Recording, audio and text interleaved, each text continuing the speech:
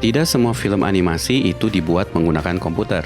Film Kubo and the Two String ini bukan dibuat oleh komputer, tapi menggunakan boneka-boneka asli yang digerakkan secara manual dengan teknik yang biasa disebut stop motion.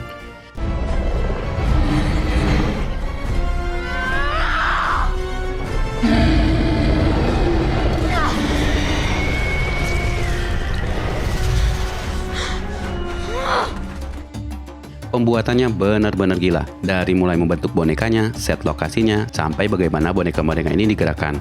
Maka proses pembuatannya memakan waktu lama, sampai 2 tahun. Oke, kita bahas seperti apa rumitnya.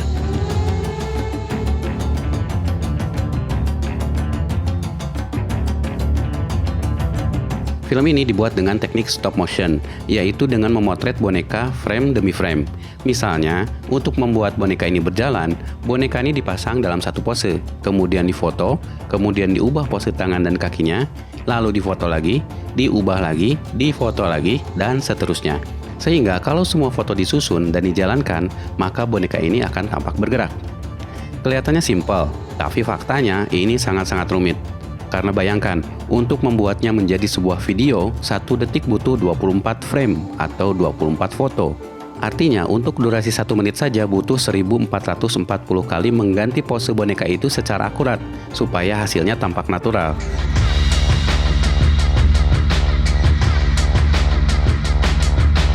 Dan kerumitannya bertambah, karena yang bergerak bukan hanya tangan dan kaki, tapi kepala, rambut, sampai mimik muka harus berubah.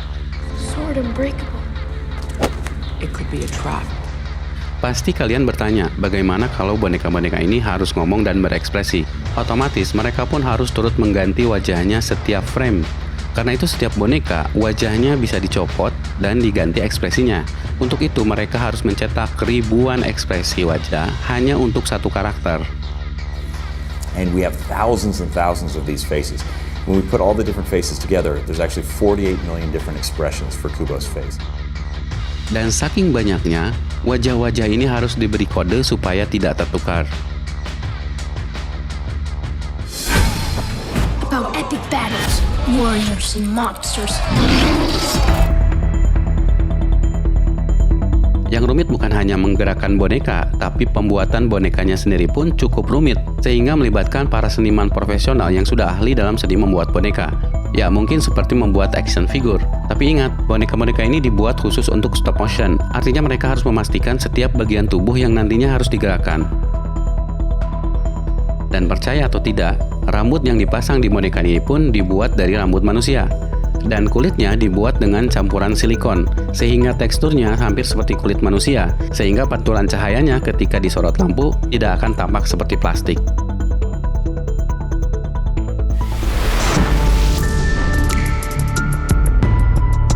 Nah, ini juga menarik. Semua set harus dibuat dalam miniatur, dengan detail yang luar biasa sempurna, sehingga di layar tampak real banget. Tentunya para seniman ini tidak sembarangan membuatnya. Mereka harus menggabungkan berbagai teknik dengan berbagai bahan dan warna supaya nampak natural.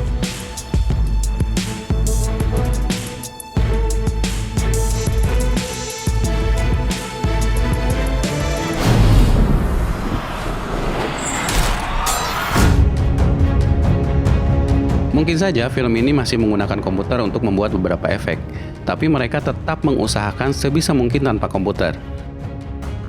Contohnya gelombang laut ini, mereka benar-benar merancangnya dari bahan yang ada. Komputer hanya dipakai untuk memudahkan desain bentuknya. Dan monster raksasa ini harus dibuat dengan kerangka robot yang bisa dikontrol gerak mata dan kepalanya. Juga perhatikan perahu ini, dibuat dari jutaan daun-daun kecil yang dibentuk menggunakan laser.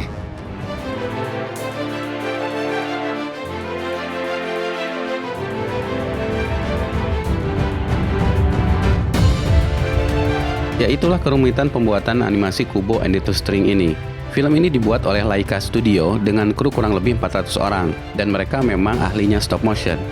Animatornya sendiri ada 27 orang untuk membuat Kubo ini, dan mereka bekerja secara simultan secara terpisah dengan tugas menyelesaikan scene yang berbeda setiap hari. Prosesnya memakan waktu sampai 2 tahunan lebih, karena setiap minggunya, setiap animator hanya ditarget menyelesaikan animasi untuk 4 detik saja, saking kompleksnya animasi yang harus mereka buat.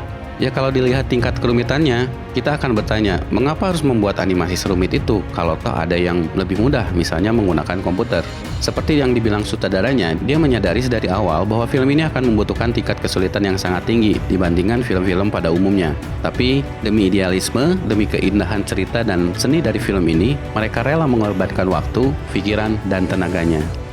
It turns out it's really hard. It's really, really hard. Oh my God, it's so hard. But that was the movie that we wanted to make. We wanted to tell this incredible, beautiful story, and it required something of this sweep and scale, which is not something that comes naturally when you're working in stop motion.